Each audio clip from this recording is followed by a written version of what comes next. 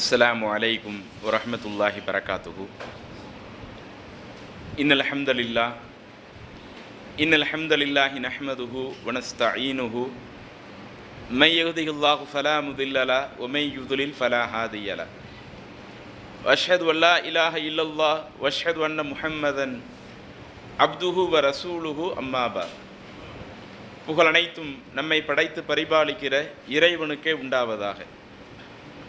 அன்பிற்குரிய ஏக இறைவனின் நல்லடியார்களே, தாய்மார்களே, சகோதர சகோதரிகளே, அல்லாஹுவின் அருளால் காலைய தினம் பெருநாள் தொழுகையை நிறைவு செய்தோம். நமக்கு கிடைக்கக்கூடிய நேரத்தை பயனுள்ள வழியில் கழிக்க வேண்டும் என்பதற்காக ஏற்பாடு செய்யப்பட்டிருக்கிற இந்த நிகழ்ச்சியிலே நமக்கென்று பல வேலைகள் இருந்தாலும் அந்த வேலைகளையெல்லாம் ஒதுக்கி வைத்துவிட்டு நாம் இங்கே ஒன்று குழுமி இருக்கிறோம். இங்கே குழுமி இருக்கிற நம் அனைவர்கள் மீதும் ஏக இறைவனுடைய சாந்தியும் சமாதானமும் இறுதி வரை உண்டாவதாக என்று பிரார்த்தனை செய்து எனது உரையை ஆரம்பம் செய்கிறேன். அன்பிற்குரிய அல்லாஹுவின் நல்லடியார்களே, இந்த நிகழ்ச்சியிலே இறை நம்பிக்கையின் முன்மாதிரி இப்ராஹிம் அலைஹிஸ்ஸலாம் என்கிற தலைப்பு தேர்வு செய்யப்பட்டிருக்கிறது. இந்த தலைப்பு இன்றைக்கு தேர்வு செய்யப்பட்டதற்கும் ஒரு சில காரணங்கள் இருக்கத்தான் செய்கிறது. இன்றைக்கு நம்முடைய சமூகத்தில் எடுத்துக்கொண்டால் முஸ்லிம்களாக இருக்கக்கூடிய நாம் அனைவருமே ஏகத்துவ கொள்கையை ஏற்றவர்கள். லா இலாஹ இல்லல்லாஹ் முஹம்மது ரசூலுல்லாஹ் என்ற கொள்கையை ஏற்றவர்கள். வணங்குவதற்கு தகுதியானவன் அல்லாஹ் ஒருவன் தான் இருக்கிறான்.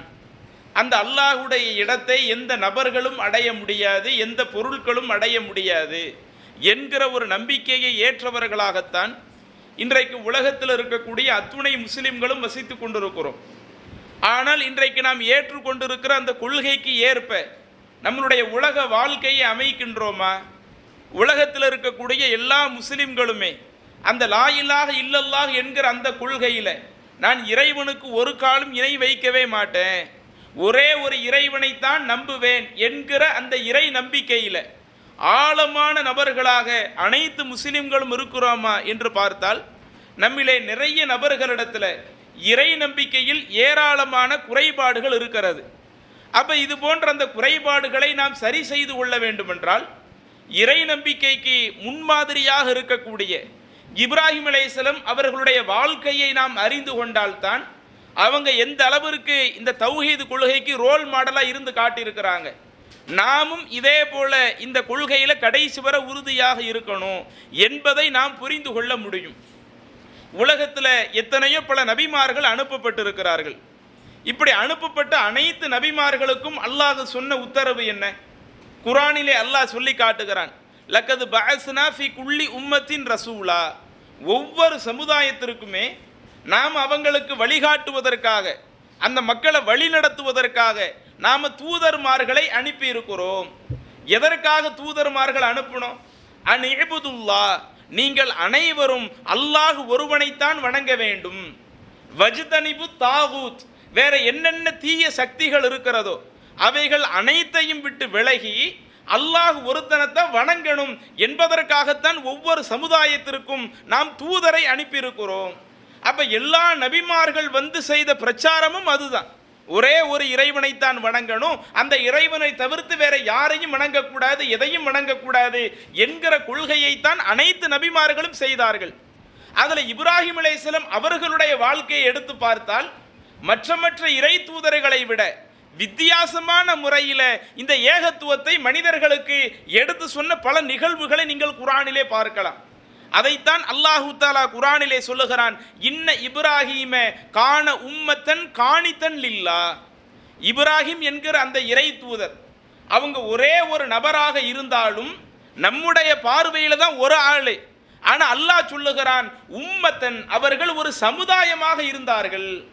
காணித்தன் லில்லா, அல்லாஹுவிற்கு கட்டுப்பட்டவர்களாக இருந்தார்கள் என்று சொல்லிவிட்டு அதற்கடுத்து முக்கியமான ஒரு குறிப்பை அல்லாஹ் பதிவு செய்கிறான், வலம் யகு மினல் முஷ்ரிகீன்.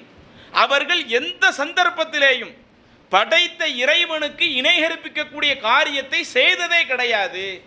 தன்னந்தனி நபராக இருந்து ஒரு பெரிய சமுதாயத்தை போல வாழ்ந்து காட்டிய அந்த இறை தூதர் தன்னுடைய வாழ்க்கையில் எந்த சந்தர்ப்பத்திலேயும் வலம் எக்கும் மினல் முஷ்ரிக்கீன், இறைவனுக்கு இணை கற்பித்த காரியத்தை செய்ததே கிடையாது என்று இறைவனே குர்ஆனிலே குறிப்பிடுகிறான் என்று சொன்னால், அப்ப அந்த இறை தூதர் ஏகத்துவ கொள்கைக்கு, இறை நம்பிக்கைக்கு எவ்வளவு ரோல் மாடலாக இருந்திருப்பாங்க. அவர்களுடைய வாழ்க்கையை நீங்கள் எடுத்து பார்த்தால், ஏற்கனவே நேற்றைய தினம் கூட சொல்லியிருந்தோம், அவங்க தன்னுடைய தந்தை இடத்துல எப்படி பிரச்சாரம் செஞ்சாங்க. தன்னுடைய தந்தை இறைவனுக்கு இணை கற்பிக்கக்கூடிய நபராக இருக்கும் பொழுது தந்தைக்கு புரியக்கூடிய விதத்தில் பிரச்சாரம் பண்ணாங்கல்ல. என்னுடைய தந்தையே, எதையுமே கேட்காத ஒன்று நீங்கள் வணங்குறீங்க, எதையுமே பார்க்காத ஒன்று நீங்கள் வணங்குறீங்க. ஒன்றை நீங்கள் கடவுளாக ஏற்றுக்கொள்ள வேண்டும் என்றால் அந்த கடவுள் உங்களுக்கு ஏதாவது உதவி செய்யணும். ஆனால் இன்றைக்கு நீங்கள் வணங்கக்கூடிய கடவுள் எந்த ஒரு உதவியுமே செய்யலையே, இப்படிப்பட்ட ஒன்றை எதற்காக நீங்கள் வணங்குகிறீர்கள் என்று தன்னுடைய தந்தை இடத்துல ஏகத்துவத்தை பிரச்சாரம் செய்தார்கள் என்கிற நிகழ்வை நேற்றைய தினம் பார்த்தோமா இல்லையா? அந்த இறை தூதர் தன்னுடைய தந்தை இடத்தில் மட்டும்தான் இந்த ஏகத்துவ கொள்கையை சொன்னார்களா? இன்னும் அவர்கள் இளைஞராக இருக்கிற பொழுது அந்த சமுதாய மக்கள்ல எல்லாத்தையும் கவனிக்கிறார்கள். எல்லாத்தையும் கவனிக்கிற பொழுது எப்படி அவங்களுடைய தந்தை இறைவனுக்கு இணை கற்பிக்கக்கூடிய நபராக இருந்தாரோ, ஷிர்க்ல மூழ்கி கிடந்தவராக இருந்தாரோ, அவர் வாழக்கூடிய அந்த சமுதாயமும் இணை வைப்பிலேயே மூழ்கி கிடக்கிறது. அப்படி இணை வைப்பிலேயே மூழ்கி கிடக்கிற பொழுது சூரா அன்பியாவிலே அல்லாஹு தஆலா சொல்லக்கூடிய வசனங்களை நீங்கள் தொடர்ச்சியாக பார்க்கலாம். அவங்க தன்னுடைய சமுதாயம் இணை வைப்பில் மூழ்கி கிடப்பதை பார்த்த உடனேயே மீண்டும் இப்ராஹிம் அலைஹிஸ்ஸலாம் அவர்கள் தன்னுடைய சமுதாய மக்களிடத்தில் கேட்கிறார்கள், அஃபதஅபுதூன மின் தூனில்லா, என்னுடைய சமுதாயமே, நீங்கள் அல்லாஹ்வை விட்டுவிட்டு மற்றவர்களை இறைவனுக்கு இணையாக வணங்கி கொண்டிருக்கிறீர்களா? மாலா யன்ஃபஉக்கும் ஷைஆ, நீங்கள் யாரை கடவுளாக வணங்கி கொண்டிருக்கிறீர்களோ ஏதாவது உங்களுக்கு இதுவரை உதவி செய்திருக்கிறாங்களா? உங்களுக்கு எந்த ஒரு உதவியுமே செய்யாமல் இருக்கிறார்களே. வலா எதுர்ருக்கும், அல்லது உதவி செய்யாட்டலும் நீங்கள் யாரை வணங்கி கொண்டிருக்கிறீர்களோ அவங்களால ஏதாவது தீங்க நீங்க அனுபவிச்சிருக்கிறீங்களா? ஒன்று உங்களுக்கு உதவி செஞ்சா, நான் இதை வணங்குறதுனால எனக்கு சில ப்ளஸ் இருக்குது, எனக்கு சில உதவி இருக்குது, அதனால நீங்க அதை வணங்குறதுக்கு நியாயம். அல்லது நீங்க அதை வணங்காம விட்டா உங்களுடைய வாழ்க்கையில் அதனால சில தீங்கு உங்களுக்கு ஏற்படுது, நமக்கு எதுக்கு தீங்கு நம்ம ஏற்படுத்திக்கணும், நம்ம எதுக்கு பிரச்சனையை வர வச்சுக்கணும், அதனால வணங்கிட்டு போயிடுவோம். அப்படி செஞ்சாலாவது உங்களுக்கு அதுல ஒரு நியாயம் இருக்கும். ஆனால் நீங்கள் வணங்கக்கூடிய கடவுள், இறைவனை விட்டுவிட்டு எதையெல்லாம் நீங்கள் வணங்கி கொண்டிருக்கிறீர்களோ அப்படிப்பட்ட கடவுள் உங்களுக்கு எந்த நன்மையையும் தரல, உங்களுக்கு எந்த ஒரு தீங்கையும் தருவதற்கு அதற்கு ஆற்றல் இல்லை. அப்ப எந்த ஒரு ஆற்றலும் இல்லாத ஒன்றை எதற்காக நீங்கள் வணங்குகிறீர்கள்? நம்மை படைத்த இறைவன் ஒருவன் இருக்க, அவன் நமக்கு தேவையான அத்துணையையும் தந்திருக்க, அந்த இறைவனை விட்டுவிட்டு இவைகளை போய் அல்லாஹ்விற்கு இணை வச்சுக்கிட்டு இருக்கிறீங்களே என்று தன்னுடைய சமுதாயத்திலே சொல்லிவிட்டு அடுத்து சொல்லுகிறார்கள், உஃபின் லக்கும் வலிமா தஅபுதூன மின் தூனில்லா, உங்களுக்கும் நீங்கள் எவைகளை அல்லாஹ்விற்கு இணை வைத்துக் கொண்டிருக்கிறீர்களோ அத்துணைக்கு சேர்த்து நான் சொல்றேன், எல்லாமே கேடுதான். அஃபலா தாகிலூன், நீங்கள் சிந்தித்து பார்க்க மாட்டீர்களா என்று என்ன செய்கிறாங்க? இப்ராஹிம் அலைஹிஸ்ஸலாம் அவர்கள் தன்னுடைய சமுதாயத்திலே பிரச்சாரம் செய்கிறார்கள். இப்படி பிரச்சாரம் செஞ்சு அவங்கள்ட்ட எதிர்ப்பு, அந்த சமுதாயத்தில் எதிர்ப்பு இல்லாமல் இருக்குமா? இன்னைக்கு கூட நம்மளுடைய ஊர்களில் எடுத்துக்கிடுங்களேன், நம்முடைய ஜமா சார்பாக எவ்வளவோ பல இடங்களில் பிரச்சாரத்தை இன்றைய காலகட்டத்தில் கொண்டு போகுவோம். இப்படி கொண்டு போகக்கூடிய சில இடங்கள்ல, நிறைய இடங்கள்ல ஆரம்பத்தில் பிரச்சனைகள் இருந்தது. ஆனால் இன்றைக்கு அல்லாஹ்வுடைய அருளால பல ஊர்களில் மாற்றம் ஏற்பட்டு விட்டது. இன்னும் சில ஊர்களில் நீங்க போய் பார்த்தீங்கன்னு சொன்னா, நாம ஒரு பிரச்சாரத்துக்கு போறோம்னா, ஒரு பொதுக்கூட்ட ஏற்பாடு செய்யறோம்னா, இல்ல நீங்க பொதுக்கூட்டம் நடத்தக்கூடாது, உங்களை பொதுக்கூட்டம் நடத்துறதுக்கு நாங்க அனுமதிக்க மாட்டோம், நீங்க எங்க அவுளியாக்களை திட்டுவீங்க, நாங்க யாரை அவுளியாக்கள் என்று சொல்லுகிறோமோ, யாரை இறைவனுடைய நேசர் என்று சொல்லுகிறோமோ அந்த நேசரை நீங்க திட்டுவீங்க, அவுளியாக்களிடத்துல கையேந்த கூடாதுன்னு சொல்லுவீங்க, தர்காவுக்கு போகக்கூடாதுன்னு சொல்லுவீங்க, அதனால நாங்கள் உங்களுக்கு மீட்டிங் நடத்துறதுக்கு அனுமதிக்க மாட்டோம், காவல்துறையில் போய் புகார் கொடுத்து சில இடங்களில் மீட்டிங் நடத்த விடுறதுக்கு இன்றைய காலகட்டத்திலேயே இடைஞ்சலை தருகிறார்கள் என்றால், இன்றைக்கு நம்முடைய கொள்கையில் பல நபர்கள் இருக்கிற பொழுது, பல நபர்கள் இந்த கொள்கைக்கு பக்கபலமாக இருக்கிற பொழுது, இன்றைய காலகட்டத்தில் கொள்கையை எடுத்து சொல்றதுக்கு நமக்கு சிரமமாக இருக்கிறது என்று சொன்னால், ஒரு தன்னந்தனி நபராக இருக்கிற இப்ராஹிம் அலைஹிஸ்ஸலாம் அவர்களுக்கு எப்படி இருக்கும்? இன்னும் அவங்களுடைய அந்த இளமை பருவத்தில் எடுத்துக்கிட்டா அவங்களுடைய மனைவியார் மட்டும்தான் அவர்களுக்கு உறுதுணையாக இருந்தாங்க. ஏன்னா அவங்க வந்து சாரா அலைஹிஸ்ஸலாம் அவர்களை பற்றி இப்ராஹிம் அலைஹிஸ்ஸலாம் அவங்களே சொன்னாங்கல்ல, உங்களை தவிர என்னைய தவிர வேற அல்லாஹ்வை நம்புறதுக்கு இந்த பூமியில யாரு இல்லை என்று ஒரு பிரச்சாரம் பண்ணாங்களே. அப்ப வெறும் ஒரு பெண்ணினுடைய துணையை மட்டும் வைத்துக்கொண்டு ஒரு சமுதாயத்தையே எதிர்நோக்குகிறார்கள்.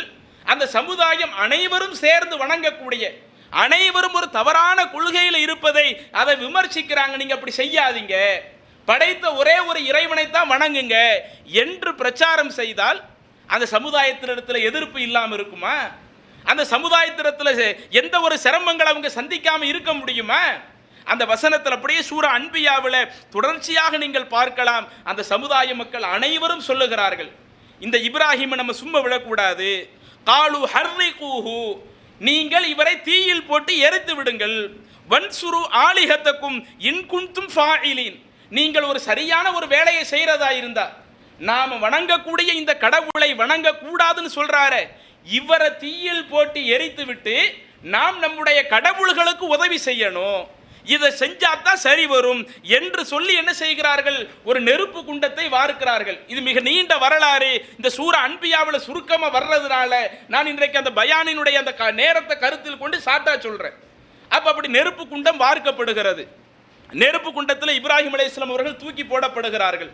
அப்படி தூக்கி போடப்படுகிற அந்த ஒரு நிகழ்வு வர்ற நேரத்திலேயாவது கண்ணுக்கு முன்னாடி பார்க்குறாங்க, எல்லாரும் அணிதிரண்டு நிற்கிறாங்க, நம்ம மட்டும்தான் தனிச்சு நிற்கிறோம். கண்ணுக்கு முன்னாடி நெருப்பு குண்டத்தை உருவாக்கவும் செஞ்சுட்டாங்க, நெருப்பு தகதகன்னு எரிஞ்சிக்கிட்டு இருக்குது. இந்த சந்தர்ப்பத்தில் நாம நம்மளுடைய கொள்கையிலிருந்து கொஞ்சம் விட்டு கொடுத்துட்டா அந்த மக்கள் ஏற்றுக்காம இருப்பாங்களா? சரி, இவர் இப்ராஹிம் வந்து அவருடைய கொள்கையிலிருந்து கொஞ்சம் இறங்கி வர்றாரு, இவருக்கு நாம எந்த ஒரு தொல்லையும் அளிக்க வேண்டாம் என்றுதானே அந்த சமுதாயம் இருப்பாங்க. அந்த சமுதாய மக்கள் இன்றைக்கு அதைத்தான் ஆசைப்பட்டார்கள். ஆனால் அந்த சந்தர்ப்பத்திலேயும் அவர்கள் கொண்ட அந்த ஏகத்துவ கொள்கையில கொஞ்சம் கூட கீழே இறங்கி வர்றாம, நான் ஒருபோதும் அப்படி வரமாட்டேன், நான் சொன்ன கொள்கையில கடைசி வர உறுதியாக இருப்பேன், என்னை நெருப்பு குண்டத்தில் தூக்கி போட்டாலும் பரவாயில்லை, நான் கொண்ட கொள்கையிலிருந்து அந்த ஏகத்துவ கொள்கையில ஒரு சின்ன அளவு கூட நான் இறங்கி வரமாட்டேன் என்று உறுதியாக இருந்து காட்டுகிறார்கள். அவர்களை அந்த சமுதாயம் நெருப்பில் தூக்கி போடுகிற பொழுது அல்லாஹு தஆலா அந்த நெருப்பிற்கு கட்டளை இடுகிறான், யா நாரு கூனி பர்தவ சலாமா, நெருப்பை நீ இந்த இப்ராஹிமிற்கு குளிரூட்டக்கூடிய ஒன்றாக நீ மாறிவிடு, அந்த நிம்மதி அளிக்கக்கூடிய ஒன்றாக மாறிவிடு என்று அல்லாஹ் சொல்லிவிட்டு அராது பிஹி கைதா, அந்த சமுதாயம் அந்த இப்ராஹிமுக்கு எதிராக ஒரு பெரிய சூழ்ச்சி செய்தார்கள். ஃபஜஅல்நாஹுமுல் அக்ஸரீன், ஆனால் நாம் அந்த சமுதாய மக்களை நாம் வந்து இழிவடைந்தவர்களாக ஆக்கிட்டோம், அவங்க செஞ்ச அத்துணை சூழ்ச்சிகளையும் நாம் இல்லாமல் ஆக்கிவிட்டோம் என்று அல்லாஹு தஆலா சொல்லுகிறான். இந்த வரலாறு நமக்கு சொல்லக்கூடிய மிக முக்கியமான ஒரு பாடம் என்ன?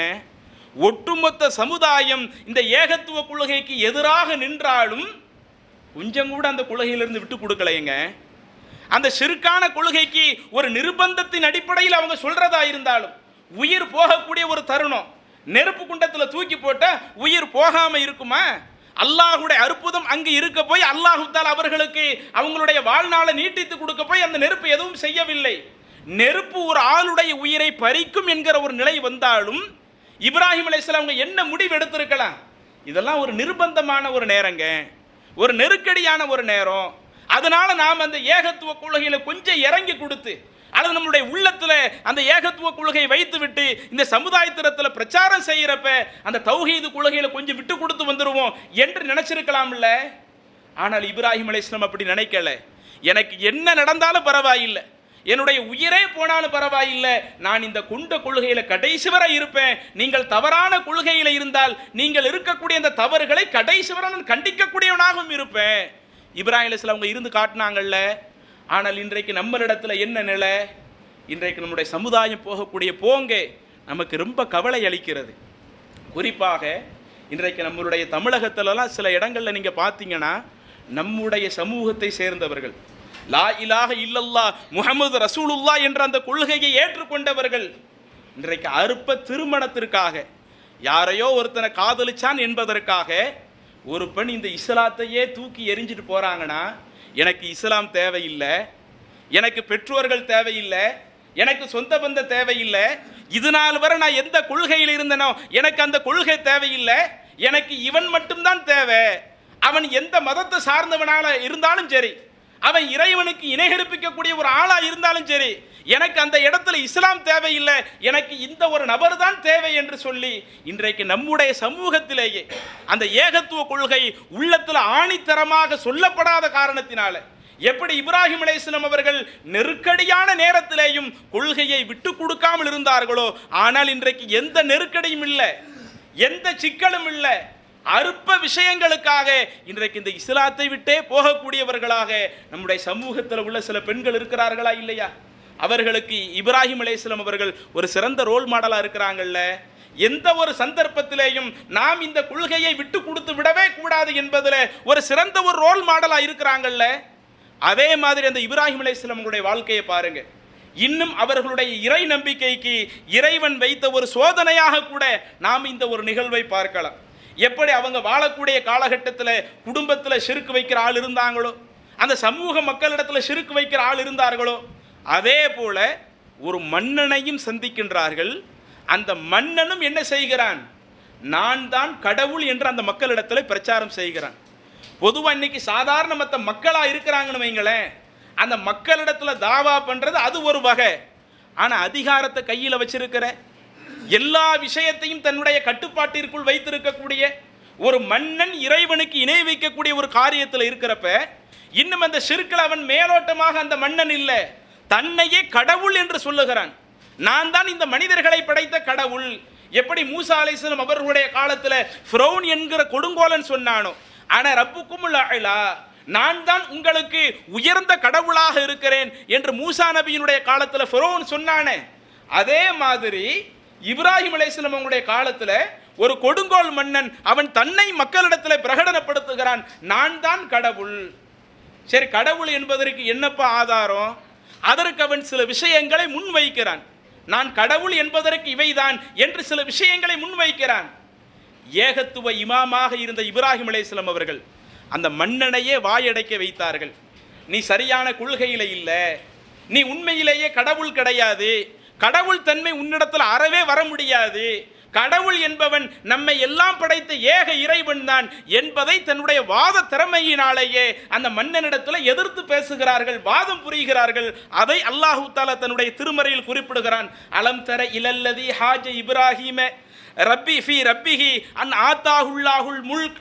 இறைவன் ஒரு மனிதனுக்கு அதிகாரத்தை வழங்கினான் என்பதற்காக அந்த இறைவனுடைய விஷயத்திலேயே இப்ராஹிம் அலைஹிஸ்ஸலாம் அவர்களிடத்திலே தர்க்கம் செய்தானே, அப்படி தர்க்கம் செய்த அந்த நபரை நீர் பார்க்கவில்லையா? அல்லாஹ் ரசூலுல்லாஹி ஸல்லல்லாஹு அவங்களுக்கு சொல்றான், இப்ராஹிம் அலைஹிஸ்ஸலாம் அவங்களுடைய காலத்தில் அல்லாஹ் ஒரு ஆளுக்கு அதிகாரத்தை கொடுத்து மன்னனாக ஆக்கி வச்சிருக்கிறப்ப, அந்த மன்னன் அல்லாஹுடைய விஷயத்திலேயே நான் தான் இறைவன் என்கிற அளவிற்கு தர்க்கம் பண்ணானே, அப்படிப்பட்டவனை நீங்க பார்க்கலையா? அவனை பற்றி செய்தியே நபியை நீங்கள் கேட்கவில்லையா அப்படின்னு கேட்டுவிட்டு அடுத்து அல்லாஹு தஆலா சொல்லி காட்டுகிறான். அந்த மன்னனிடத்தில் இப்ராஹிம் அலைஹிஸ்ஸலாம் அவர்கள் வருகிறார்கள். வந்து இப்ராஹிம் அலைஹிஸ்ஸலாம் அவர்கள் சொல்லுகிறார்கள், நீ உன்னை மன்னன் என்று, நீ கடவுள் என்று சொல்லுகிறாயே, இது கால இப்ராஹிமு ரப்பி அல்லதி யுஹ்யி வ யுமீத். நான் வணங்கக்கூடிய இப்ராஹிம் அலைஹிஸ்ஸலாம் அந்த மன்னன்கிட்ட போய் பிரச்சாரம் பண்றாங்க, நான் வணங்கக்கூடிய இறைவன் இருக்கிறானே அவன்தான் யுஹ்யி, மனிதனை வாழ வைக்கக்கூடியவன், மனிதனுக்கு உயிர் கொடுக்கக்கூடியவன், வ யுமீத், அவன்தான் அந்த மனிதனுடைய உயிரை எடுக்கக்கூடியவன். நான் வணங்கக்கூடிய இறைவனுக்கு உயிர் கொடுக்கிற ஆற்றலும் இருக்கிறது, உயிர் எடுக்கக்கூடிய ஆற்றலும் இருக்கிறது என்று இப்ராஹிம் அலைஹிஸ்ஸலாம் அவர்கள் சொல்லுகிற பொழுது அந்த மன்னன் மீண்டும் பதில் சொல்லுகிறான், இது என்ன பெரிய ஒரு வேலையா? அன உஹ்யி, நானும் மனுஷனுக்கு உயிர் கொடுப்பேனே, வ உமீத்து, நானும் அந்த மனிதனுடைய உயிரை எடுப்பேனே. அந்த மண்ணை எதை வச்சு சொல்றான்? நான் இப்போ ஒருத்தனை பிடிச்சி அவனுக்கு மரண தண்டனை நான் அறிவிச்சு மரண தண்டனை கொடுக்கட்டோம்னா ஒரு ஆளுடைய உயிரை நான் எடுக்கிறேன்னு அர்த்தம். அல்லது ஒருத்தனை கொலை செய்கிறேன்னு நான் சொல்லிட்டு சரி நான் உன்னை வந்து விட்டுருதேன், உன்னை கொல்லாமல் விட்டுருதேன் இப்படின்னு சொன்னா நான் ஒரு ஆளுக்கு உயிரை கொடுக்குறேன்னு அர்த்தம். இறைவன் என்று சொன்னால் உயிரை கொடுக்கறது, உயிரை எடுக்கிறதுனா மன்னனாக இருக்கிற என்னாலையும் அதை செஞ்சிட முடியுமே. ஒரு ஆளுக்கு மரண தண்டனை கொடுத்து ஒரு ஆளுடைய உயிரை எடுத்துட முடியுமே.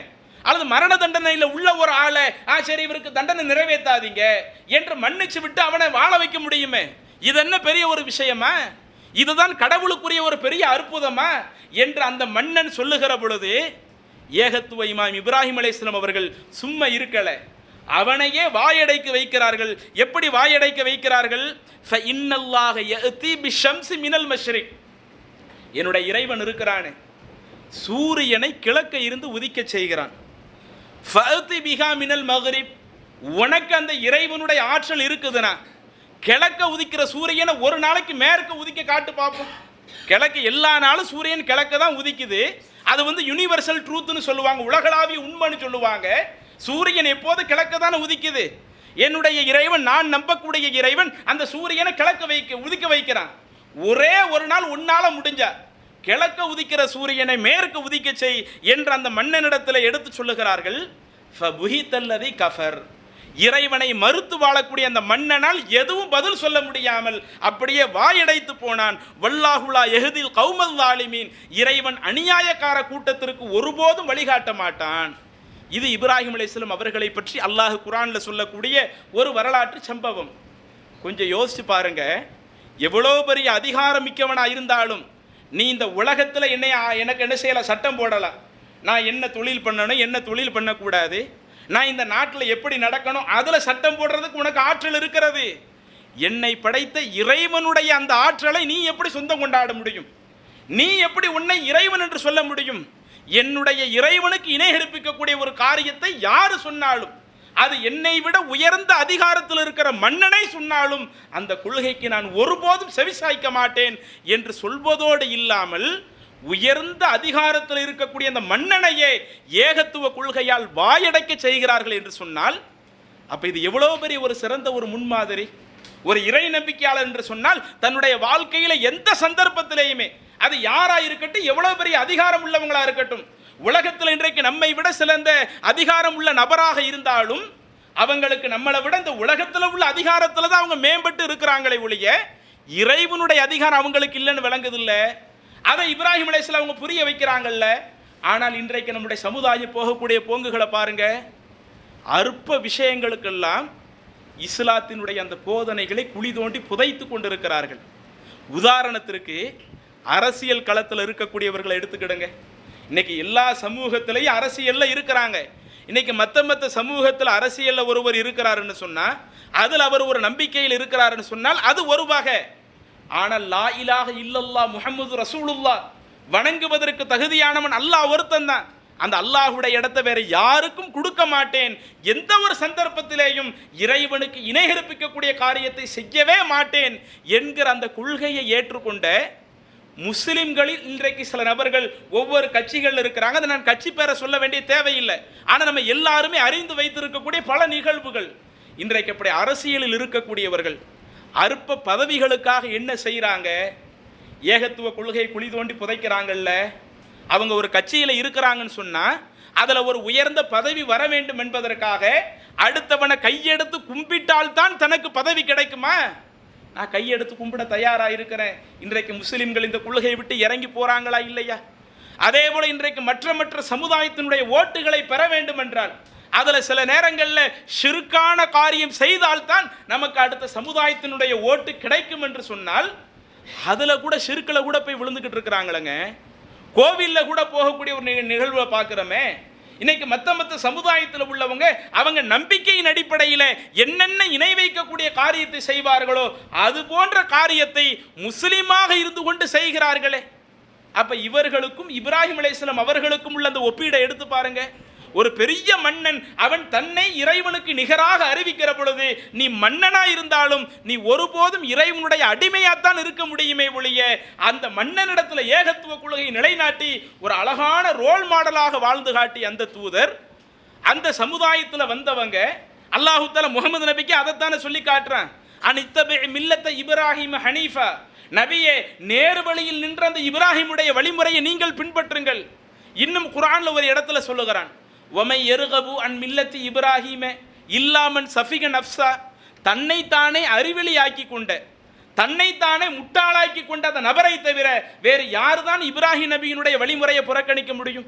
இன்னைக்கு ஒரு ஆள் இப்ராஹிம் நபியினுடைய வழிமுறையை புறக்கணிக்கிறாங்கன்னு வைங்க, அறிவாளிகள் அப்படி புறக்கணிக்க மாட்டாங்க. யார் தன்னையே முட்டாளாக்கி கொள்ள நினைக்கிறார்களோ அவர்கள் தான் இப்ராஹிம் அலைஹிஸ்ஸலாம் அவங்களுடைய வழிமுறையை புறக்கணிப்பார்கள் என்று அல்லாஹு தஆலா சொல்லி காட்டுறானே. அப்ப அவ்வளவு நமக்கு தெளிவாக சொல்லப்பட்டும் இப்ராஹிம் நபியினுடைய வழிமுறை ஒட்டுமொத்த முஸ்லிம் சமுதாயமும் பின்பற்றப்படுவதற்குத்தான் அல்லாஹ் சொல்லி இருக்கிறான் என்று தெளிவாக சொல்லியும் இன்றைக்கு இந்த சமுதாயத்தில் அற்ப தேர்தலுக்காக, அற்ப பதவிகளுக்காக இன்றைக்கு அந்த இஸ்லாத்தினுடைய அடிப்படை கொள்கையவே இவர்கள் குழி தோண்டி புதைத்து, இன்னும் அதில் இணை வைக்கக்கூடிய காரியமாக இருந்தாலும் அற்ப தேர்தலுக்காக, அற்ப பதவிகளுக்காக இன்றைக்கு இந்த சமுதாயம் அந்த இணை வைப்பில் போய் விழுவார்கள் என்று சொன்னால், அப்போ நாம் எங்கே இப்ராஹிம் அலைஹிஸ்ஸலாம் அவங்கள்ட்ட இருந்து ஒரு முன்மாதிரி எடுத்திருக்கிறோம்? அப்போ இதையெல்லாம் நாம் சற்று சிந்தித்து பார்க்க கடமைப்பட்டு இருக்கிறோம். அதே மாதிரி இன்னும் நம்முடைய சமூகத்தில் பார்த்தீங்கன்னா, சில நேரங்களில் நம்ம எல்லாருமே சமரசமாக போகணும், எல்லா மக்களோடு அந்யோன்யமாக இருக்கணும். இப்படி இருக்கிறது ஒன்றும் தப்பு இல்லை. இஸ்லாமியமாக இருக்கும், முஸ்லீம்னா நீங்கள் தனிச்சு தான் இருக்கணும், முஸ்லீம் அல்லாத நபர்களுக்கு எந்த உதவியும் செய்யக்கூடாது என்று சொல்லக்கூடிய ஒரு மார்க்கம் அல்ல. மார்க்க விவகாரத்தை தவிர்த்து மற்ற எல்லா விஷயங்களிலேயும் நாம் எல்லாம் ஒற்றுமையாக இருக்க வேண்டியதுதான். ஆனால் இன்னைக்கு தமிழகத்தில் சில இடங்களில் பார்க்குறோம், சில கோவில் திருவிழாக்கள் நடக்கும், அல்லது வேற சமூகத்தினுடைய மத வழிபாட்டு விஷயங்கள் நடக்கும். அதில் நேரடியாக போய் பங்கெடுக்கக்கூடியவர்களாக இன்றைக்கு இஸ்லாமிய சமூகத்தில் இருக்கிறாங்க. நாம் இப்படி மார்க்கத்தினுடைய கொள்கையை விட்டு கொடுத்து தான், ஏகத்துவ கொள்கையை விட்டு கொடுத்து தான் நாம் சமரசமாக இருக்கணுமா? இஸ்லாமிய மார்க்கம் நமக்கு அப்படி சொல்லலையே. நீங்கள் இந்த இஸ்லாத்தினுடைய அந்த கொள்கைகள் அனைத்தையுமே விட்டு கொடுத்து விட்டு அனைத்து நபர்களோடு சமரசமாக இருந்துக்கிடுங்க என்று இஸ்லாம் நமக்கு வழிகாட்டலையே. அப்போ இன்றைக்கு நம்முடைய சமூகத்தில் பல நபர்களை பார்க்கிறோம், பல நேரங்களில் இறைவனுக்கு இணைகற்பிக்கக்கூடிய காரியங்களை சில உலக ஆதாயங்களுக்காக அல்லது உலகத்தில் உள்ள அந்த விஷயங்களுக்காக அந்த ஷிர்கான காரியத்தை நோக்கி நம்முடைய சமூகம் பயணிக்கிறது. இப்படி பயணிக்கக்கூடிய இந்த சமூகம் முழுக்க முழுக்க அந்த ஷிர்க்கிலிருந்து விடுபடக்கூடியவர்களாக இருக்கணும். இது அந்த இப்ராஹிம் அலைஹிஸ்ஸலாம் அவர்களுடைய வாழ்க்கையில இருந்து நாம் பார்க்கக்கூடிய, அவங்க இந்த ஏகத்துவத்தை நிலைநாட்டிய விஷயங்களிலிருந்து நாம் அறிந்து கொள்ளக்கூடிய விஷயங்களில் உள்ள ஒன்று. அடுத்து இப்போ இதுவரை பேசப்பட்ட நிகழ்வுகள், இங்கே இருக்கக்கூடிய நம்ம யாருமே பெரும்பாலும் இது போன்ற விஷயத்தில் ஈடுபட்டு இருக்க மாட்டோம். தர்கா வழிபாடாக இருக்கட்டும், அல்லது வேற ஏதோ இறைவனுக்கு இணைகற்பிக்கக்கூடிய விஷயமா இருக்கட்டும், இதில் நாம் எதுவும் என்ன செஞ்சிருக்க மாட்டோம், எதுலையுமே ஈடுபாடு காட்டியிருக்க மாட்டோம். அல்லாஹ் தஆலா ஓரளவு இந்த கொள்கைவாதியாக இருக்கக்கூடிய நம்மளை இது போன்ற ஷிர்க்கிலிருந்து காப்பாற்றி இருக்கிற அல்ஹம்துலில்லாஹ். இப்படிப்பட்ட நமக்கு இந்த இறை நம்பிக்கை தொடர்பாக இன்னும் இஸ்லாம் சொல்லக்கூடிய சில விஷயங்கள், இப்ராஹிம் அலைஹிஸ்ஸலாம் உங்களுடைய வாழ்க்கையில் அந்த இறை நம்பிக்கை ஈமான் தொடர்பாக என்னென்ன படிப்பினைகளை இஸ்லாம் சொல்லுகிறதோ அதில் நாம் இன்றைக்கு சில குறைகளை வைத்து கொண்டிருக்கிறோம். அப்படி என்ன குறை வைக்கிறோம்? நீங்கள் குர்ஆனில் பார்த்தீங்கன்னா அல்லாஹு தஆலா இப்ராஹிம் அலைஹிஸ்ஸலாம் அவர்களை பற்றி சொல்லுகிற பொழுது, எப்படி அவங்களுடைய காலத்தில் ஷிர்க் வைக்கக்கூடிய மக்கள் நிறைய இருந்தாங்களோ, அவங்களுடைய பின்னாடி உள்ள காலத்தில் சில நபர்களை ஏகத்துவ கொள்கையிலும் வென்றெடுத்திருந்தார்கள், தௌஹீத் கொள்கையில் உறுதியான நபர்களையும் மாற்றி காட்டியிருந்தார்கள். அப்படிப்பட்ட அந்த தௌஹீத்வாதிகளை பற்றி அல்லாஹு தஆலா சூரா மும்தஹினாவில் ஒரு வசனத்தில் சொல்லுகிறான், கது கானத்துலக்கும் உஸ்வத்துன் ஹசனத்துன் ஃபி இப்ராஹீம வல்லதீன மஅஹு. இப்ராஹிம் அலைஹிஸ்ஸலாம் அவர்களிடத்திலேயும் அவர்களோடு நம்பிக்கை கொண்ட ஈமான் கொண்ட மக்கள் இருந்தாங்களே, அந்த நம்பிக்கையாளர்களிடத்திலேயும் உங்களுக்கு அழகான முன்னுதாரணம் இருக்கிறது. இந்த முகமது நபியுடைய உம்மத்தை பார்த்து அல்லாஹ் பேசுகிறான், இப்ராஹிம் நபி இடத்திலேயும் அவங்களோடு நம்பிக்கை கொண்ட மக்கள் வாழ்ந்தாங்களே அவங்களிடத்திலேயும் முஸ்லிம்களாகிய உங்களுக்கு ரோல் மாடல் இருக்குது என்று சொல்லிவிட்டு, என்ன ரோல் மாடல்? இது காலூலி கௌமிஹிம் இன்னா புராஉம் மின்கும் வ மிம்மா தஅபுதூன மின் தூனில்லாஹ். முஸ்லிம்களாக இறை நம்பிக்கை கொண்ட நபர்களாக இருக்கக்கூடிய நாங்கள் உங்களோடு இந்த மார்க்கத்திற்கு மாற்றமான விஷயத்தில் எந்த ஒட்டும் உறவும் வைக்க மாட்டோம். நீங்கள் இறைவனுக்கு இணைகற்பிக்கக்கூடிய காரியத்தை பண்ணுறீங்களே, அப்படி இறைவனுக்கு இணைகற்பிக்கக்கூடிய காரியத்தை செய்தால் உங்களோடு எங்களுக்கும் உங்களுக்கு மத்தியில் இன்னா புராஉம் மின்கும் வ மிம்மா தஅபுதூன மின் தூனில்லாஹ் கஃபர்னா பிக்கும் வ பதா பைனனா வ பைனகுமுல் அதாவத்து வல் பக்லாஉ அபதா ஹத்தா துமினு பில்லாஹி வஹதா. நீங்கள் ஏக இறைவனை ஏற்றுக்கொள்ளும் வரை உங்களுக்கும் எங்களுக்கு மத்தியில் இந்த மார்க்கத்திற்கு மாற்றமான விஷயத்தில் பகைமை ஏற்பட்டு விட்டது. மார்க்கத்திற்கு மாற்றமான விஷயத்தில் அது ஒரு பகைமையும் ஒரு முரண்பாடும் ஏற்பட்டு விட்டது என்று சொல்லிவிட்டு, அதை ஒட்டுமொத்த நம்பிக்கை கொண்ட நபர்களுமே, இப்ராஹிம் அலைஹிஸ்ஸலாமுடைய காலத்தில் இருக்கக்கூடிய அந்த நம்பிக்கை கொண்ட நபர்களுமே இந்த அளவிற்கு கொள்கையில் உறுதிப்பாடு மிக்கவர்களாக இருந்தார்கள். இந்த உறுதிப்பாட்டில் முஸ்லிம்களாகிய உங்களுக்கு ரோல் மாடல் இருக்கிறது என்று அல்லாஹ் சொல்லி காட்டுறானே. அப்போ இது நமக்கு சொல்லக்கூடிய அடிப்படையான தகவல் என்ன? இன்றைக்கு நாம் எப்படி இருக்கிறோம்? ஷிர்கான காரியத்திலிருந்து முற்றிலும் விலகி வந்து விட்டோம், அல்ஹம்துலில்லாஹ்.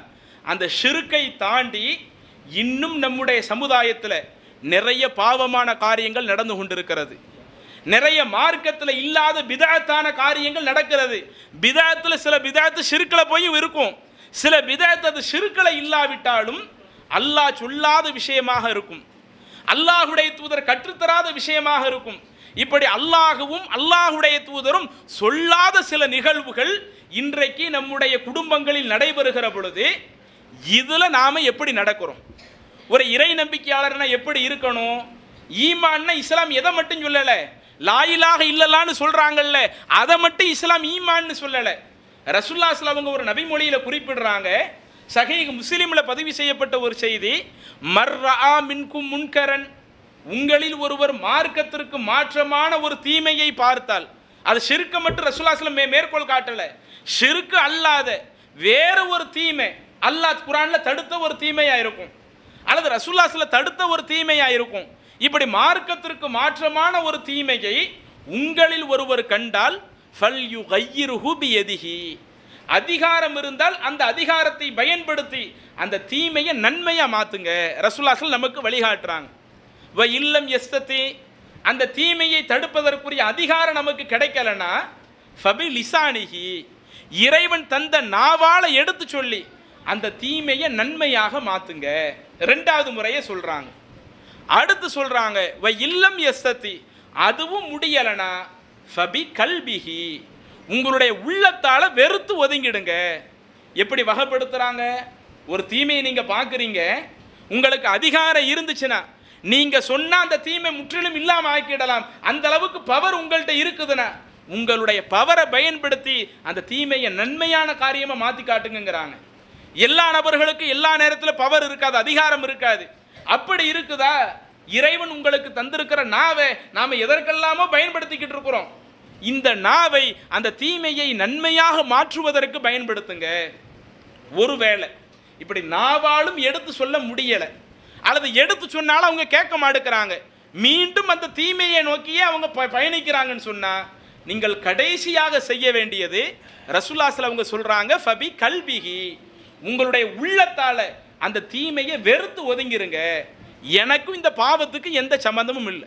அது நம்முடைய குடும்பத்தில் நடைபெறக்கூடிய நிகழ்வாக இருந்தாலும் சரி, நம்மளுடைய அண்ணன் வீட்டில் நடக்கிற ஒரு நிகழ்ச்சியாக இருந்தாலும் சரி, நம்மளுடைய சகோதரி வீட்டில் நடக்கக்கூடிய ஒரு நிகழ்ச்சியாக இருந்தாலும் சரி, மார்க்கத்துக்கு மாத்தமாக நடக்குது, நம்ம அங்கே இருந்து சொல்லி பார்க்குறோம், சொல்லி பார்த்து அவங்க கேட்கலையா, சொல்லி பார்த்து அவங்க கேட்காட்ட ஃபபி கல்பிஹி, எனக்கு அதுக்கு எந்த சம்பந்தம் கிடையாது, நான் இந்த பாவமான காரியத்தில் எந்த ஒரு விஷயத்திலையும் நான் துணை வந்து நிற்க மாட்டேன் என்று சொல்லிட்டு அதில் கடைசி ரசூலுல்லாஹி என்ன சொல்கிறாங்க தெரியுமா? ஒரு தீமையை அதிகாரத்தாலையும் தடுக்க முடியாமல், நாவாலையும் தடுக்க முடியாமல், வேற வழி இல்லையேன்னு மனசால வெறுத்து ஒதுங்கி போகிறானே, இப்படி வெறுத்து ஒதுங்கி போகக்கூடிய இந்த நிகழ்வு தான் தாலிக அல்அஃபுல் ஈமான், ஈமானிலேயே ரொம்ப பலகீனமான நிலை. அல்லாஹ் ஒருத்தன் நம்புறோம், அதை மட்டும் இஸ்லாம் ஈமான்னு சொல்லலை. ஒரு தீமையை பார்த்து அந்த தீமையை தடுக்க முடியாம, என்னால் எதுவும் செய்ய முடியலையே, என்னையும் மீறி இந்த தீமை நடந்துகிட்டு இருக்குதே என்று ஒருவன் அந்த தீமையை பார்த்து வெறுத்து ஒதுங்குவது தான் அது அந்த ஈமானிலேயே பலவீனமான நிலைனா.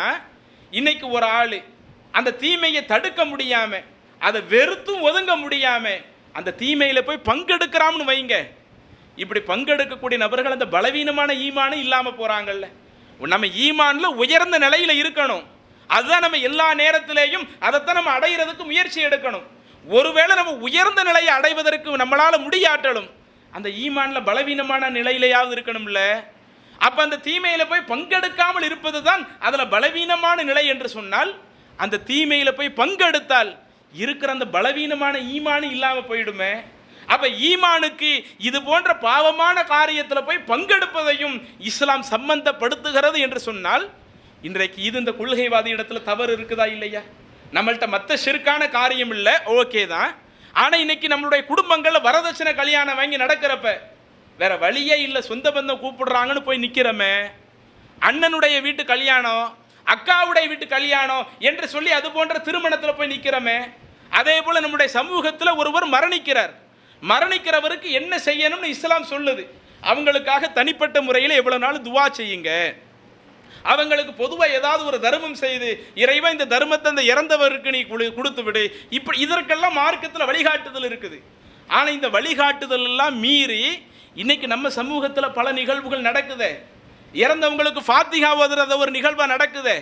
அப்படி ஃபாத்திகா ஓதாட்டலும் இறந்த வீடுகள் அவங்க சொந்தக்காரங்களை தொடர்ச்சியாக விருந்து போடணும். அந்த விருந்து போடுறத ஒரு நிகழ்வு ஆக்கி வச்சிருக்கிறாங்களே, அதில் எல்லாரும் போய் பங்கெடுக்கக்கூடியதை ஒரு நிகழ்வாக ஆக்கி வச்சிருக்கிறாங்களே.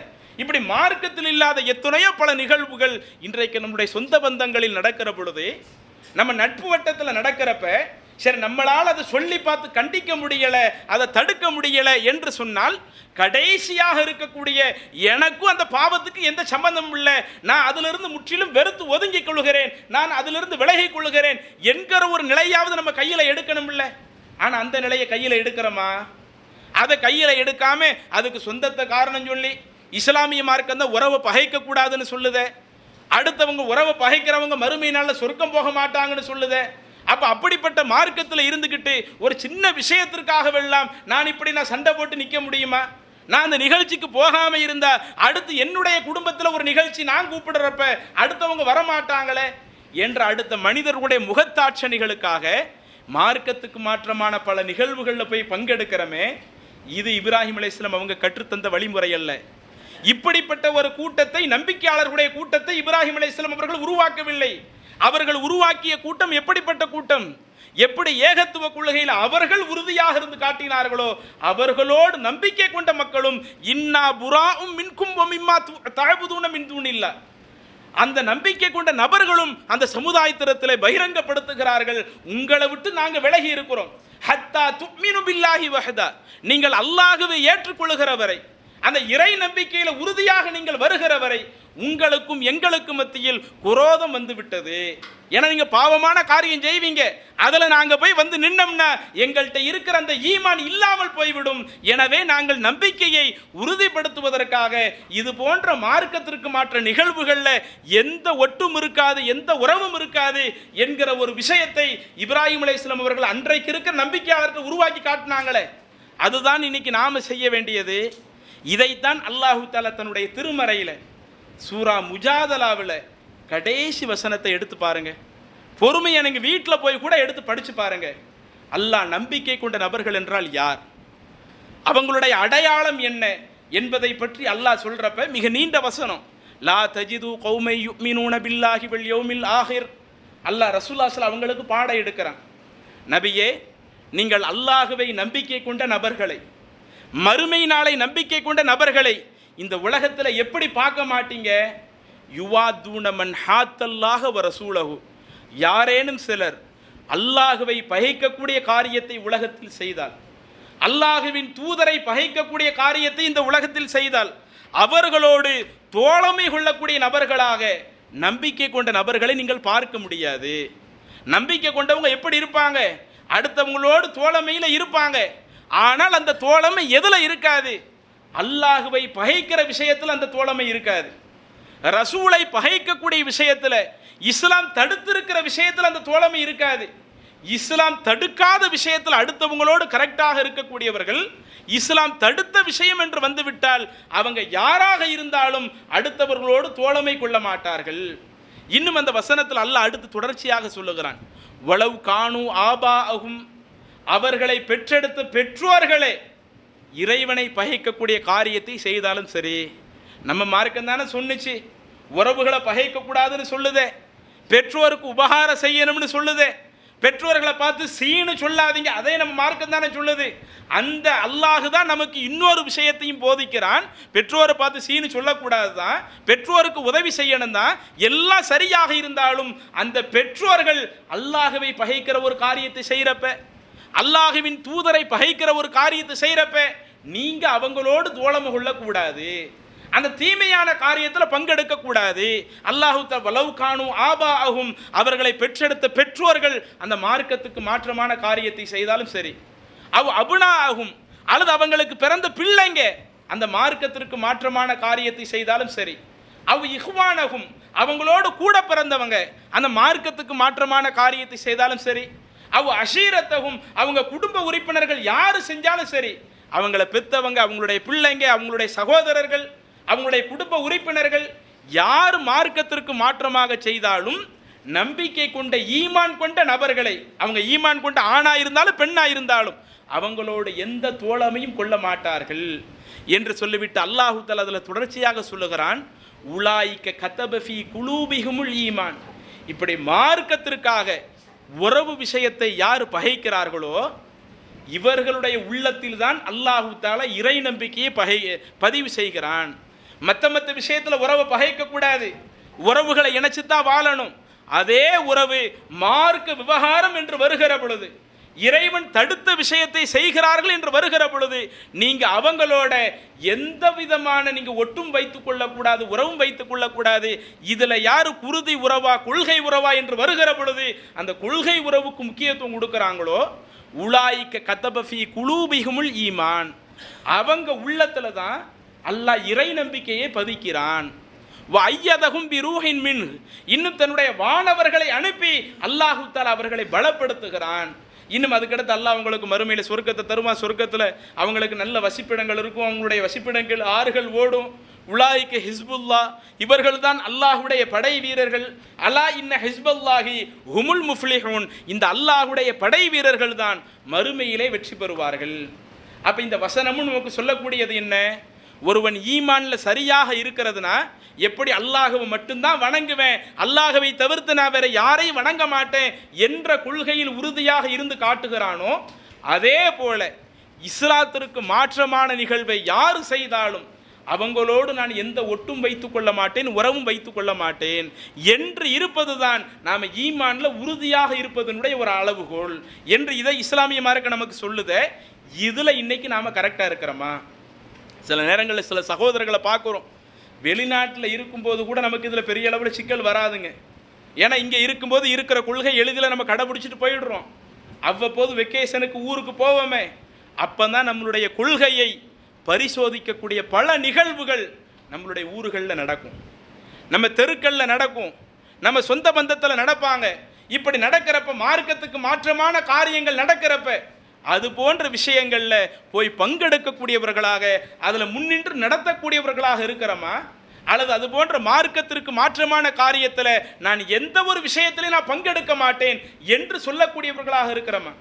இன்னைக்கு இதில் நாம் எந்த அளவுக்கு இறங்கி வந்துட்டோம்னா, சில நேரங்களில் சில ஆண்கள் செய்யக்கூடிய தவறு, நாம் இதனால் வரை இந்த ஜமாத்திலேயே பயணிச்சிட்டோம், இந்த கொள்கையவே மக்களுக்கு மத்தியில் எடுத்து சொல்லிட்டோம், பாவமான காரியத்தில் போய் பங்கெடுக்கக்கூடாதுன்னு சொல்லிட்டோம், வரதட்சணை திருமணத்தில் போய் பங்கெடுக்கக்கூடாதுன்னு சொல்லிட்டோம். இருந்தாலும் இந்த திருமணம் நம்ம சொந்தத்தில் நடக்குது, என்ன செய்கிறது? ஆண்களாகிய நம்ம அந்த கல்யாணத்தில் போய் கலந்துக்கிட்டா 4 பேர் நம்மளை கேள்வி கேட்க ஆரம்பிச்சிருவாங்க. இவ்வளவு நாள் இந்த கொள்கையை பேசுனாங்களே, அந்த கல்யாணத்துக்கு போகக்கூடாது, இந்த வீட்டுக்கு போகக்கூடாது, மவுத்து வீட்டில் இப்படி விருந்து வச்சா அதில் போய் கலந்துக்க கூடாது என்று இவ்வளவு பேசினவர் இன்னைக்கு கல்யாணத்தில் வந்து நின்றுவாரே, இப்படி நிற்கிறாருன்னு ஒரு கேள்வி வந்துடக்கூடாதுங்கிறதுக்காக ஆண்களில் சில ஆட்கள் போகிறதில்ல. ஆனால் வீட்டில் இருக்கிற மனைவிமார்களை கல்யாணத்துக்கு போயிட்டு வந்துரு, பிள்ளைங்களை கல்யாணத்துக்கு போயிட்டு வந்துரு, அந்த கல்யாணத்திற்கு பத்திரிக்கை வைக்கும் பொழுதே நான் இந்த கல்யாணத்துக்கு வரமாட்டேன், ஆனால் என் மனைவியை அனுப்பிச்சி வச்சிடுறேன் வந்துடுவாங்க, என் பிள்ளைங்களை அனுப்பிச்சி வச்சிடுறேன் வந்துடுவாங்க என்று இன்றைக்கு இப்படி கொள்கைவாதிகள் இருப்பாங்கன்னா, அப்போ நம்ம இந்த கொள்கையில் என்னங்க உறுதியாக இருக்கிறோம்? தீமையான காரியத்தில் நான் பங்கெடுக்க மாட்டேன், ஆனால் ஏன் சார்பாக என்னுடைய மனைவியை அனுப்பி வைப்போம்னு சொன்னால், ஏன் சார்பாக என்னுடைய பிள்ளைகளை அனுப்பி வைப்போம்னு சொன்னால், இதுதான் சரியான கொள்கை உறுதியா? இதுதான் அந்த மார்க்கத்தில் அந்த ஈமானிய சிந்தனைக்கு கொடுக்கக்கூடிய ஒரு முக்கியத்துவமா? ஒரு உண்மையான தௌஹீத்வாதி எப்படி இருக்கணும்? எதை நான் தவறுன்னு ஒரு முடிவு எடுத்துட்டேனோ அந்த தவறில் நானும் பங்கெடுக்க மாட்டேன், என் குடும்பத்தில் யாரும் வரமாட்டாங்க, என் மனைவி வரமாட்டாங்க, என் பிள்ளை வரமாட்டாங்க, என்னுடைய கட்டுப்பாட்டிற்கு கீழே இருக்கிற யாரையும் இந்த போன்ற மார்க்கத்துக்கு மாற்றமான காரியத்துக்கு அனுப்ப மாட்டேன்னு சொல்லணும் இல்லை. ஆனால் இன்றைக்கு ஏகத்துவவாதிகளிடத்தில் இதில் எவ்வளவோ சுணக்கங்கள் இருக்கத்தான் செய்கிறது. அந்த மார்க்கு விவகாரத்தில் அட்ஜஸ்ட் பண்ணி போய், சொந்த பந்தங்களுக்காக விட்டு கொடுத்து போய், ஊர் மக்களுக்காக, தெரு மக்களுக்காக, முகத்தாட்சணைக்காக இப்படியே விட்டு கொடுத்து போகக்கூடிய ஒரு தன்மை இருக்குதே. இதே நிலை இருந்து இதே நிலையில் நாம் மரணிச்சிட்டோம்னு வைங்க, நம்மளுடைய அடுத்த கட்ட நிலை என்னன்னு யோசிச்சு பார்க்குறோமா? மறுமை நாளில் நம்மளுடைய நிலை எப்படி இருக்கும் என்பதை என்னைக்காவது சிந்திச்சு பார்த்துருக்கிறோமா? அல்லாஹ் தான் குர்ஆன்ல சொல்லி காட்டுகிறானே, தஆவனு அலல் பிர்ரி வத்தக்வா, நன்மையில் நீங்கள் அடுத்தவங்களுக்கு உதவுங்க, இறையச்சத்தை ஏற்படுத்துகிற காரியத்தில் நீங்கள் அடுத்தவங்களுக்கு உதவுங்க. வலா தஆவனு அலல் இஸ்மி வல் உதுவான், எது பாவமான காரியமோ, எது வரம்பு மீறக்கூடிய காரியமோ இதில் நீங்கள் அடுத்தவங்களுக்கு உதவாதீங்க. தீமையான காரியத்தில் அதில் நீங்கள் ஒரு ஆளாக போய் நிற்காதீங்க. வத்தக்குள்ளா, இதில் நீங்கள் அல்லாஹ்வை அஞ்சி நடந்து கொள்ளுங்கள். இன்னல்லாஹ ஷதீதுல் இகாப், அந்த இறைவன் மிக கடுமையாக தண்டிக்கக்கூடியவன் என்று அல்லாஹ் சொல்கிறானே. இந்த வசனத்தை உள்ளத்தில் நம்ம நினைக்க வேணாம். ஒவ்வொரு சந்தர்ப்பத்திலேயும் எப்போது நம்மளுடைய கொள்கையை உரசி பார்க்கக்கூடிய ஒரு நிலை வருகிறதோ, கொள்கையை அட்ஜஸ்ட் பண்ணி போகக்கூடிய ஒரு நிலை வருகிறதோ, அப்படி அட்ஜஸ்ட் பண்ணி போகக்கூடிய நேரங்களில் நாம் இந்த வசனத்தை சிந்திச்சு பார்க்க வேண்டாமா? ஒரு தீமையில் போய் நம்ம பங்கெடுத்துட்டோம்னா அல்லாஹு தஆலா அவனுடைய பிடி கடுமையாக இருக்குமே என்று சிந்திச்சு பார்க்க வேண்டாமா? இன்னும் நபிகள் நாயகம் ஸல்லல்லாஹு அலைஹி வஸல்லம் அவர்கள் சொல்லக்கூடிய ஒரு நிகழ்வு சஹீஹுல் புகாரியில் மிக நீண்ட செய்தியாக பதிவு செய்யப்படுகிறது. மறுமை நாள் எல்லா நபர்களும் மஹ்ஷர் பெருவெளியில் இருப்பாங்க. ஆதி மனிதர் ஆதம் அலைஹிஸ்ஸலாம் அவங்களில் இருந்து இந்த உலகத்தில் பிறந்த கடைசி மனிதர் வரை அந்த மஹ்ஷர் பெருவெளியில் இருக்கிறப்ப அல்லாஹ் விசாரணையை ஸ்டார்ட் பண்ணுறதுக்கு முன்னாடியே கொஞ்சம் கொஞ்சமாக அந்த மக்களை தரம் பிரிக்க ஆரம்பிப்பானாம். ரசூலுல்லாஹி ஸல்லல்லாஹு அலைஹி வஸல்லம் சொல்லி காட்டுறாங்க, எப்படியெல்லாம் தரம் பிரிக்க ஆரம்பிப்பான். இந்த உலகத்தில் யாரெல்லாம் இணை வைக்க ஆரம்பித்தார்களோ முதல்ல அந்த இணை வைக்கக்கூடிய ஆட்களை அல்லாஹ் தரம் பிரிச்சிருவான். யார் அல்லாஹ்வுக்கு இணையாக வச்சாங்களோ அந்த பொருட்கள் அல்லாஹு தஆலா மறுமையில் அவங்களுக்கு காட்டுவான். பார்த்த உடனே நாம வணங்கிய நபர்கள் இந்த வந்துட்டாங்களே, நம்மளை காப்பாற்றுறதுக்கு வந்துட்டாங்களே, இனிமே நமக்கு எந்த பிரச்சனையும் இருக்காது என்று அவர்கள் அவங்க அதை பின்பற்றியே போகிற பொழுது அப்படியே அது அவங்கள நரகத்தில் கொண்டு போய் தள்ளிவிடும். இப்படி இறைவனுக்கு இணை வைத்த நபர்கள் நரகத்தில் போய் என்ன செய்வார்கள்? சேர்க்கப்பட்டு விடுவார்கள். இப்படி சேர்க்கப்பட்ட உடனே அடுத்த ரசூலுல்லாஹி ஸல்லல்லாஹு அலைஹி வஸல்லம் அவர்கள் சொல்லுகிறார்கள், ஹத்தா இதா லம் யபக இல்லா மன் கான யஅபுதுல்லாஹ மின் பிர்ரின் அவ் ஃபாஜிர். இப்படி ஷிர்க் வச்ச எல்லா நபர்களும் போயிடுவாங்க. மீதி அங்கே இருக்கக்கூடிய நபர்களில் ஷிர்க் வைக்காத கொள்கைவாதிகள், அந்த கொள்கைவாதிகளில் நல்லவங்களும் இருப்பாங்க, அதே மாதிரி அவ் ஃபாஜிர் கெட்டவங்க, இப்படி அவங்க அந்த சபையில் இருப்பாங்க. அப்படி இருக்கிறப்ப அத்தாஹும் ரப்புல் ஆலமீன், அந்த அல்லாஹு தாலா அவர்களிடத்திலே வருவான். ஃபி அதுனா சூரத்தின் மினல்லத்தி ராவுஹு ஃபீஹா, அல்லாஹுவை பற்றி அவங்க எப்படி கற்பனை பண்ணி வச்சுருந்தாங்களோ அந்த தோற்றம் இல்லாத வேறு ஒரு தோற்றத்தில் அல்லாஹு தாலா அவங்களிடத்தில் வருவான். வந்து விட்டு அடுத்து என்ன செய்வாங்க? ஒவ்வொன்றா அடுத்து விசாரணை போய்கிட்டே இருக்கும். அதில் அங்கே இருக்கக்கூடிய நபர்கள்ட்ட அல்லாஹு தாலா கேட்பானா, மாதா தன் தளிரூன், எதுக்கு நீங்கள் எல்லாரும் இங்கேயே நிற்கிறீங்க?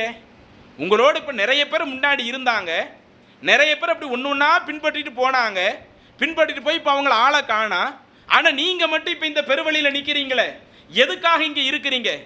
யாரை எதிர்பார்த்து இங்கே இருக்கிறீங்க என்று இறைவன் அந்த நபர்களிடத்தில் கேட்கிற பொழுது அப்போது அங்கே இருந்த அந்த கொள்கைவாதிகள் சொல்லுவார்களாம், ஃபாரக்ன நாசஃபி துன்யா அலா அஃப்கரி மா குன்னா இலைஹிம், நாங்கள் எதுக்கு அவங்கள பின்பற்றிட்டு போகணும்?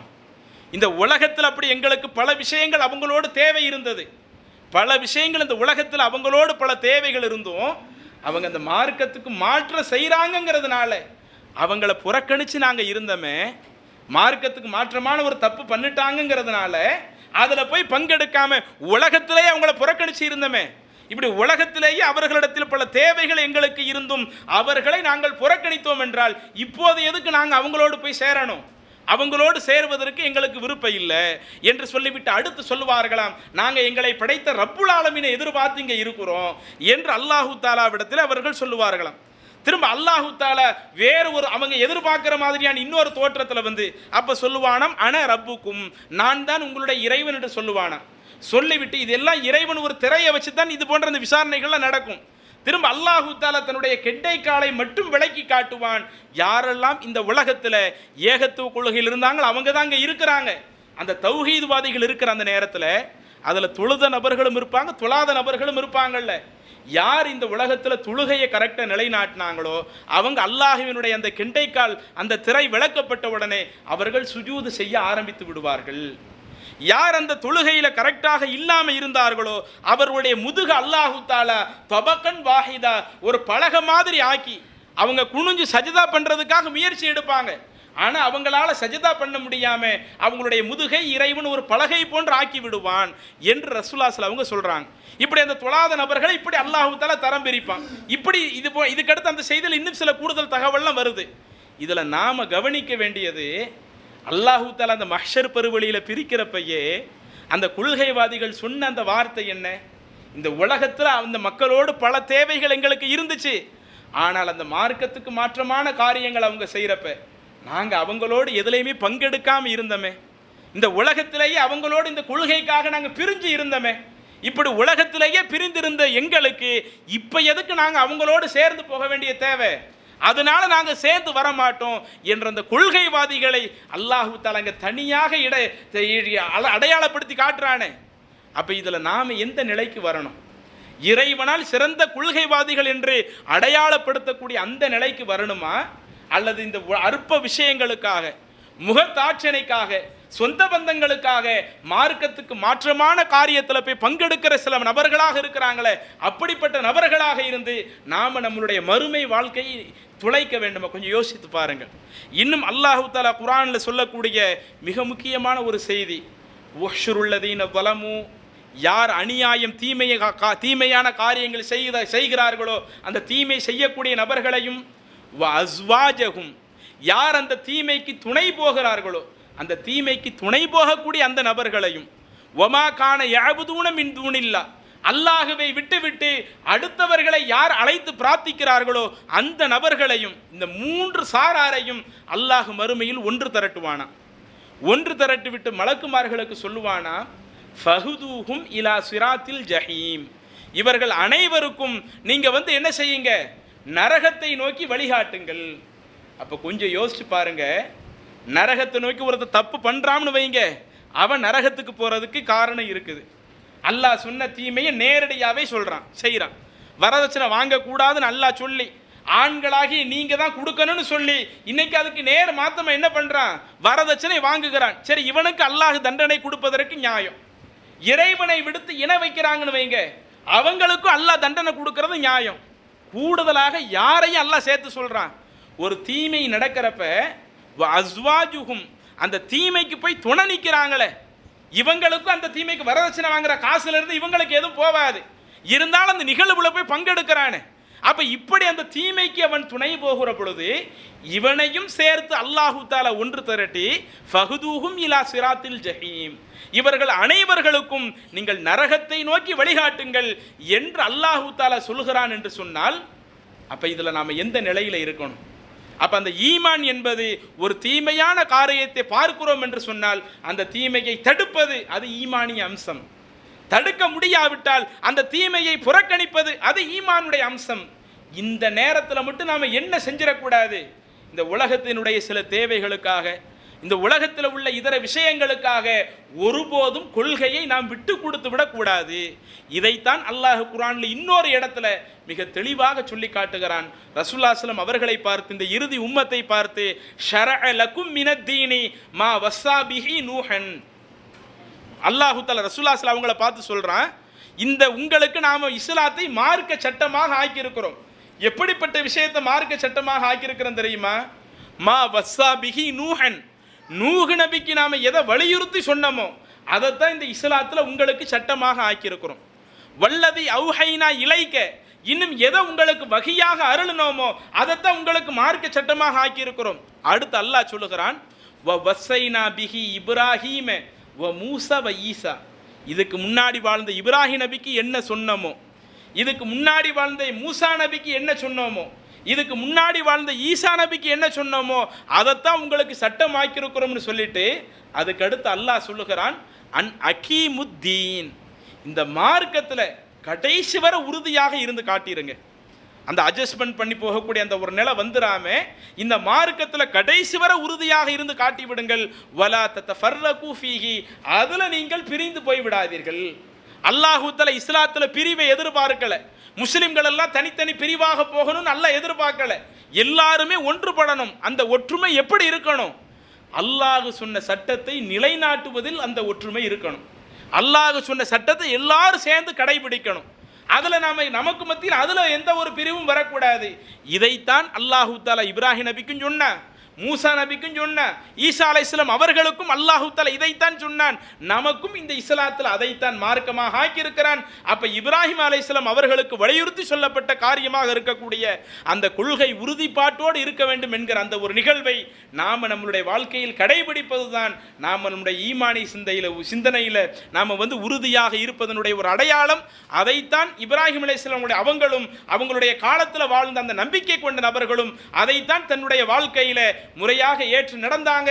எனவே இதையெல்லாம் நாம கவனத்தில் கொண்டு நமக்கு இதில் எல்லாத்திலையுமே எப்படி இப்ராஹிம் அலைஹிஸ்ஸலாம் அவர்கள் சிறந்த ஒரு முன்னுதாரணமாக இருந்து காட்டினார்களோ, அது தௌஹீது கொள்கையை எடுத்து சொல்லுகிற விஷயத்திலும் சரி, தௌஹீது கொள்கையை தன்னுடைய வாழ்க்கையில கடைபிடிப்பதிலும் சரி, ஒரு தீமையான காரியத்தை புறக்கணிப்பதிலேயும் சரி, எப்படி இப்ராஹிம் அலைஹிஸ்ஸலாம் அவர்கள் அதிலே உறுதியாக இருந்து காட்டினார்களோ, அதை ஒரு சிறந்த ஒரு முன்மாதிரியாக, சிறந்த ஒரு ரோல் மாடலாக நாம் எடுத்துக்கொண்டு அதை நம்முடைய வாழ்க்கையில் கடைபிடிப்பதுதான் நாம கடைசி வரை ஈமான் கொண்ட நபர்களாக வாழ்வதனுடைய ஒரு அடையாளம். அதுதான் நம்முடைய வாழ்க்கையில ஈமானை வெளிப்படுத்தக்கூடிய ஒரு அடையாளம்.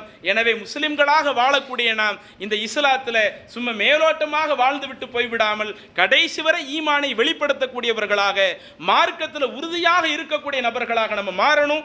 அல்லாஹ் தஆலா அப்படிப்பட்ட ஒரு வாய்ப்பை நம் அனைவருக்கும் தந்தருள்வானாக என கூறி இந்த வாய்ப்பளித்தமைக்கு நன்றி கூறி நிறைவு செய்கிறேன். வாஹிர் தஅவானா அனில் ஹம்துலில்லாஹி ரப்பில் ஆலமீன். அஸ்ஸலாமு அலைக்கும் வரஹ்மத்துல்லாஹி வரகாத்துஹு.